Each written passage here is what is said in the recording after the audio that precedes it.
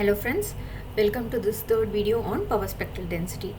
We have been doing problems under power spectral density. This video will help you solve a problem when the input function is going to be exponential in nature. The problem goes like the autocorrelation function of a random telegraph signal process is given by r of tau equal to a square e power minus 2 times lambda modulus of tau. We will have to determine the power spectral density of the signal. So what has been given to us? We have been given an autocorrelation function and we have been asked to find out what is going to be the power spectral density. Given r of tau, we have to find what is going to be our s of omega. And how are these things related? We know that power spectral density is nothing but the Fourier of the autocorrelation function. So we will try to recollect the formula which we used for it. What do we know from the formula? We know that Sx of omega is Fourier of Rx of tau. Fourier is going to be a function which integrates the value from minus infinity to infinity. The input function is Rx of tau with an exponential part which is going to be negative in nature. You will have to keep in mind that exponential is negative for a Fourier value. Now how our function has been defined? What is going to be my input function? Now this will be equal to integral from minus infinity to infinity. My input function Rx of tau has been given to me as a square e power minus 2 lambda. 2 is a constant, lambda is a constant. Tau alone is going to be my autocorrelation function's variable. You have your e to the power of minus I omega tau, and now you have your d tau. This a square being a constant will not be affected by the integration. Let us take this a square outside. So a square comes outside. Integral from minus infinity to infinity e power minus 2 lambda times modulus of tau e power minus I omega tau d tau. Now few things which we saw as hints will help us to solve this problem in a better way. Hint number 1. When the input function is going to be exponential, keep this exponential function as such. Do not split it as cosine sign. You split it as cosine sign. When it is going to be algebraic, then it will become easy for you. But now since your input function is exponential, keep this as exponential, because we know that e to the power of a product e to the power of b can be written as e to the power of a plus b. So I am making use of this property, and what we have is e to the power of minus 2 lambda times modulus of tau e to the power of minus I omega tau. So I am going to club both of them as e power minus 2 lambda modulus of tau minus I omega tau. So what I am doing, I am clubbing these two quantities as one single entity, and so integration will become easy for me. So this is my hint number 1. Hint number 2.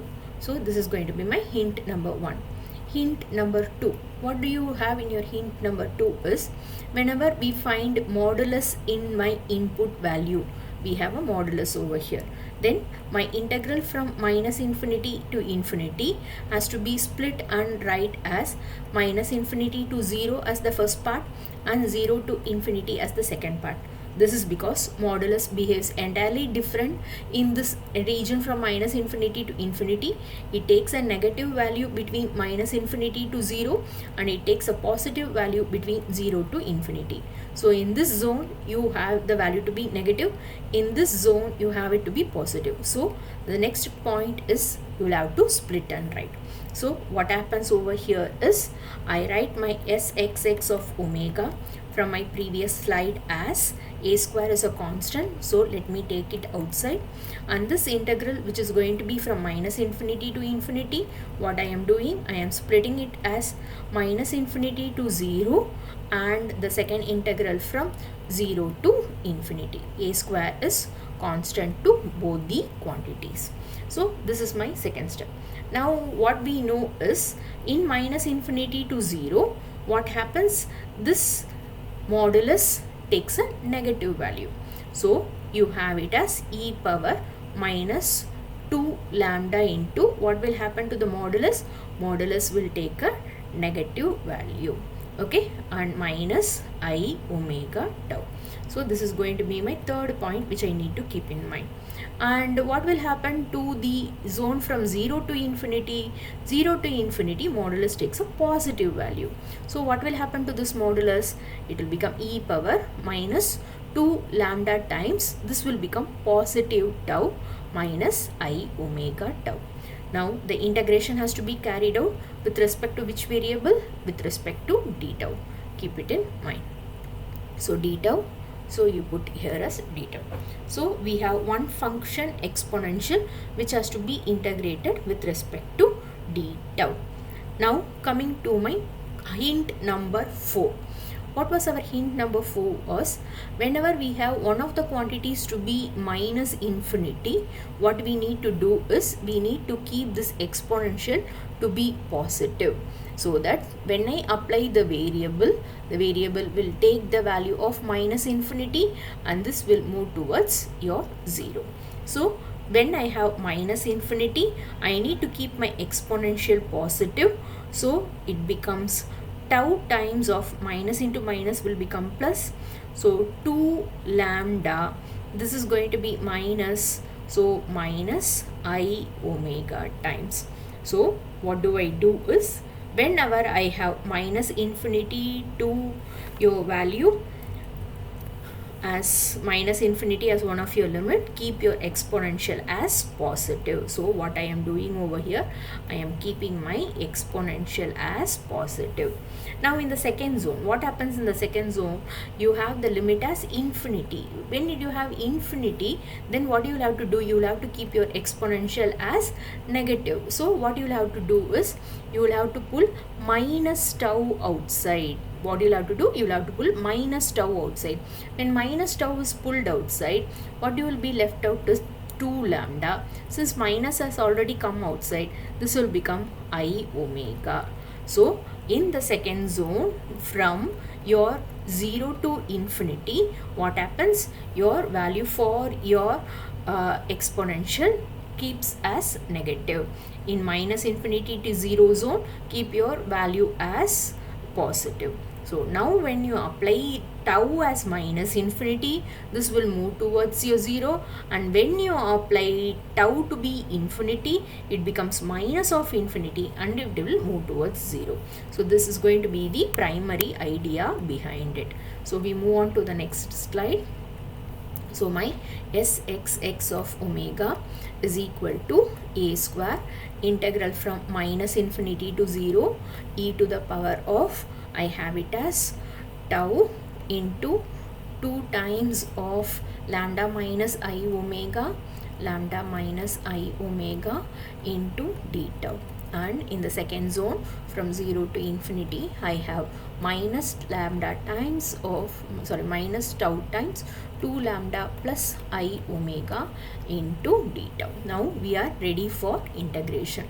We need to keep in mind e power a theta on integration with respect to theta gives us e power a theta divided by a. So the constant has to be divided. So which is the constant over here for me? With respect to lambda, lambda is my variable. So which behaves as a constant? The constant is going to be 2 lambda minus I tau. Now with respect to our value for lambda, lambda is the variable, so minus lambda will be the variable part, and which will be the constant part? The constant part over here in the second term will be 2 lambda plus I tau. So keeping this in mind, what will happen now? When I integrate, I will have e power tau times 2 lambda minus I omega divided by 2 lambda minus I omega. So this will be my integration, which will be valid between the limits 0 and minus infinity. And the second limit, e power minus tau times 2 lambda plus I omega, which is the constant here, 2 lambda plus I omega, but there is a negative sign, so minus sign of, and this has to be applied between the limits 0 to infinity, and a square is common to both these terms. Now let me apply the limit what happens over here?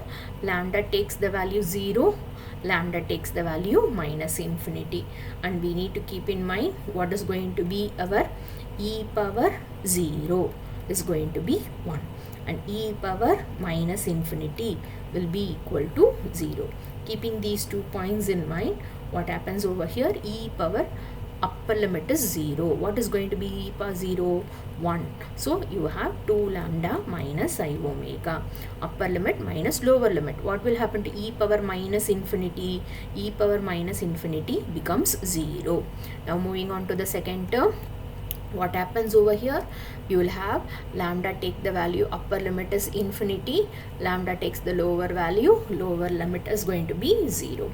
So what will happen? E power lambda takes infinity, so it now becomes minus infinity since it is minus infinite. What is e power minus infinity? So the first term becomes 0, second minus sign of e power minus 0. What is e power 0? E power 0 becomes 1 divided by minus 2 lambda plus I omega.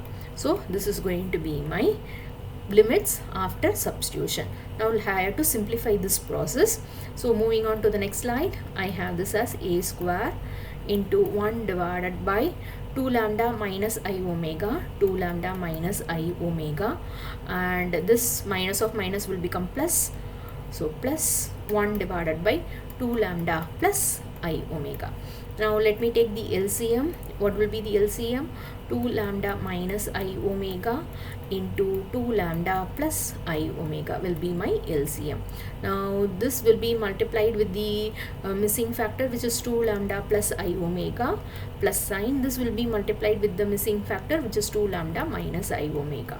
So now this I omega can be cancelled off.